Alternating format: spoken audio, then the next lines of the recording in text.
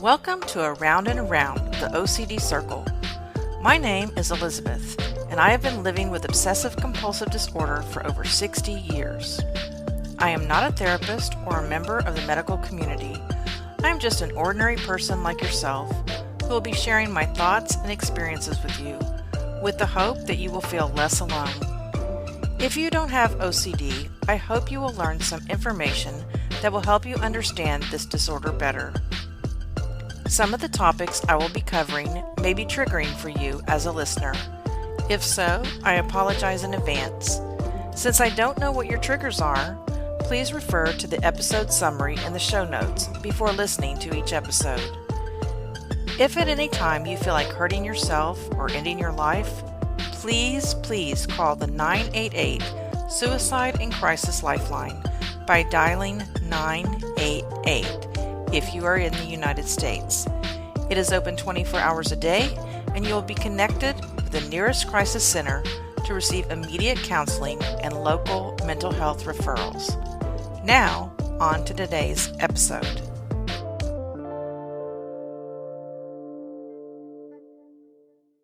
Hi friends, welcome back to my podcast. I wanted to remind you that you can reach me at any time at aroundandaroundtheocdcircle@gmail.com. I welcome your comments. I welcome your suggestions for future topics. And if you would like to be a guest on one of my future shows, please let me know. You do not need to tell me your name. You can be completely anonymous. I'm fine with that. Also, all of my social media links will be linked in the show notes. I have Tik Tok, Twitter, Instagram, YouTube, and I'm hopefully going to be opening a Facebook page quite soon. So, welcome back. I invite you to go back and listen to previous episodes of this podcast because I sometimes refer to them and it will help put them in context. Today I'm going to be discussing OCD triggers. So I'd like to begin by asking you if you know what triggers your OCD. I've been using the website ChatGPT a lot lately, and it defines OCD triggers this way. OCD, obsessive-compulsive disorder triggers, are situations, thoughts, or images that can set off intense anxiety, distress, or compulsions in individuals with OCD. These triggers can vary from person to person and can be related to the specific obsessions or compulsions that a person experiences. So yes, I think all of us have triggers. Even people who don't have obsessive compulsive disorder have triggers that they try to stay away from.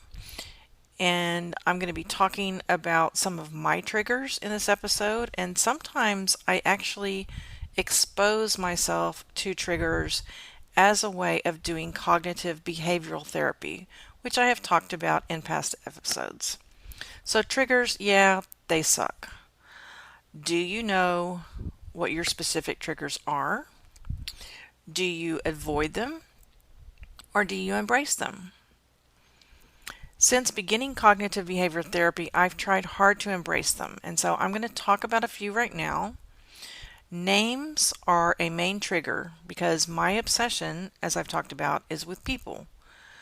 My longest OCD spell was with a woman named Sherry. And even though I haven't thought of her in years, I haven't seen her in years, every once in a while the name Sherry conjures up feelings from the past. It gives me anxiety. It can be the word sherry in relationship to like the alcoholic drink sherry. It doesn't have to be the person named Sherry, okay? Most of the time, though, I just move on. I don't even think about it. Once I was obsessed with a woman named Jan, and one of my rituals was to write her name in cursive 1,500 times per day. Also, I would take the telephone book out every night and I circled all the Jans in the phone book. And then when I finished that, I would find someone else's phone book and start over. So again, the name Jan doesn't exactly bring back great memories for me. I remember when my wife and I went on one of our first dates a few years ago, and we were getting to know each other again. And her name is not Jan, but her name has the name Jan in it. And when she went up to the hostess to get our table, they asked, what name should I put down? She said Jan, because she has a very unusual name and most people don't remember it. They don't know how to spell it. And when she said that, I remember thinking to myself, uh-oh, because this wasn't very long after I had had this obsession with Jan. So sometimes it goes away. Sometimes triggers go away. Sometimes they're still there, but they're just not as intense. All right. My last obsession, which I've been talking about quite a lot, which is still with me for about 1% of my day right now, was with a woman I do not want to name for privacy reasons. Her name is really hard for me because around certain holidays, that name is everywhere. And during my CBT practice, I force myself to listen to songs around those holidays that might have her name in them. And on several TV shows or in movies, all through the year, her name has been a common name for other people, horses, dogs, pets. And it was really hard. It was really hard to hear that name for so long. And still sometimes I hear that name and just like, you know, couldn't you have named your dog or your baby something else? But like I said a few episodes ago, if you can expose yourself to these triggers and feel the anxiety and know that nothing disastrous is going to happen to you, you can get through it and your healing will continue. But by avoiding the triggers, it's kind of hampering your healing in a way.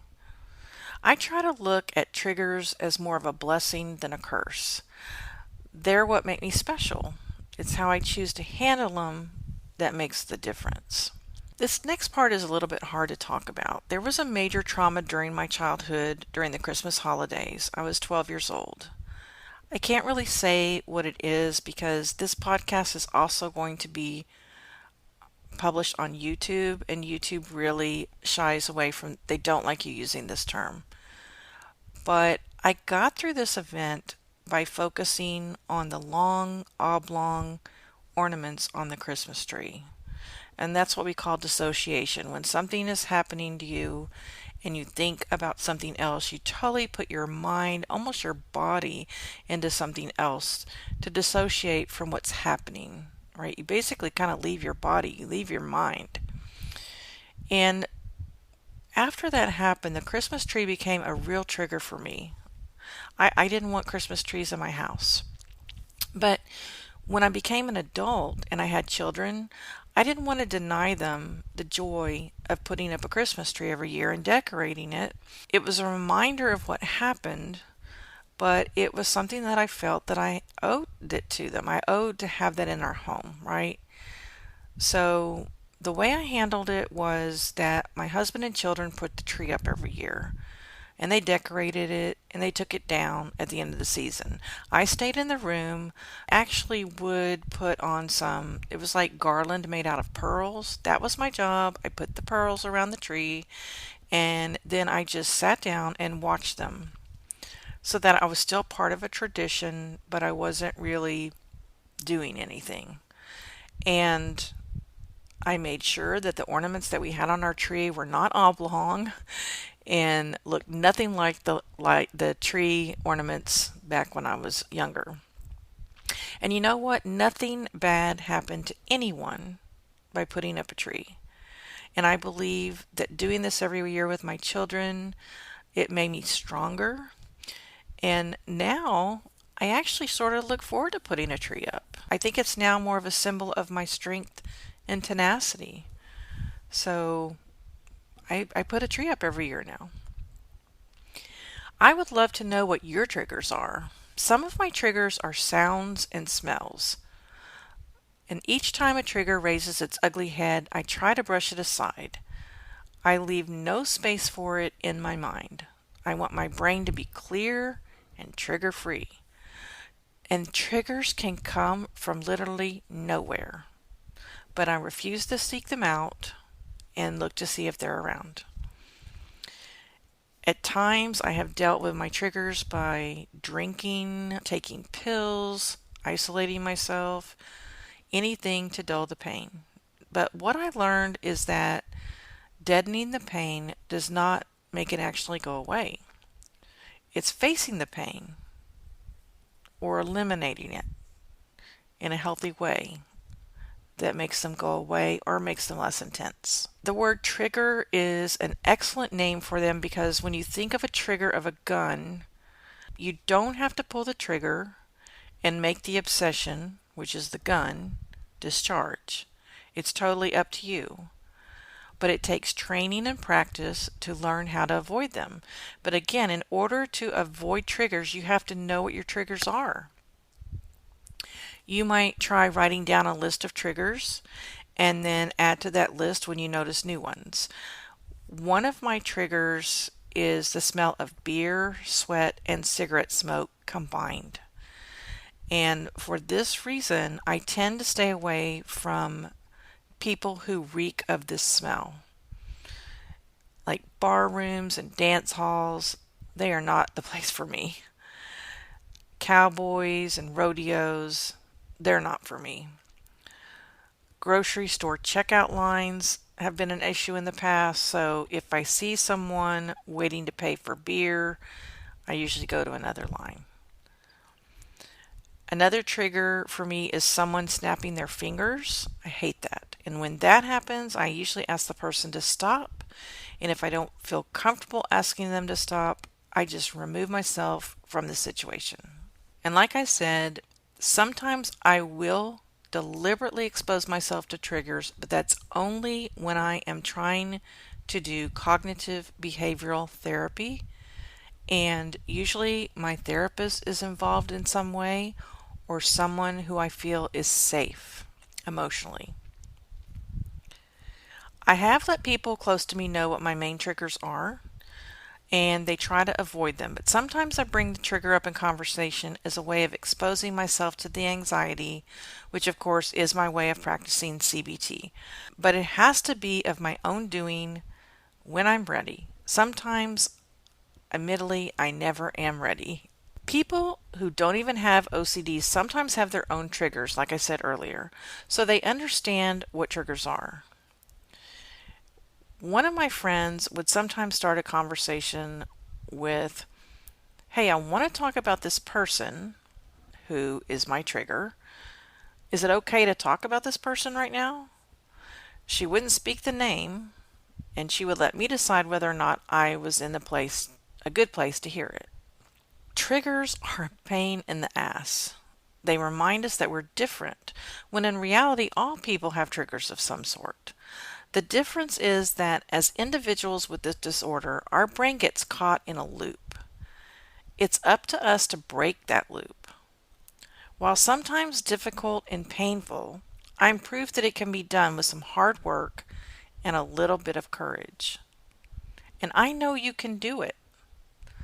Please keep listening to my podcasts and listening to my experiences, and maybe you can glean some tips, some things that I've tried that have helped me. I'm so glad you are here. Please return to more episodes of this podcast. Please feel free to email me at my new email address, around and around theocdcircle@gmail.com. My TikTok, Instagram, Twitter accounts, they're all linked in the show notes. And remember again, if you would like to be interviewed on a future episode, you can remain completely anonymous. Until next time, friends, make it a great day.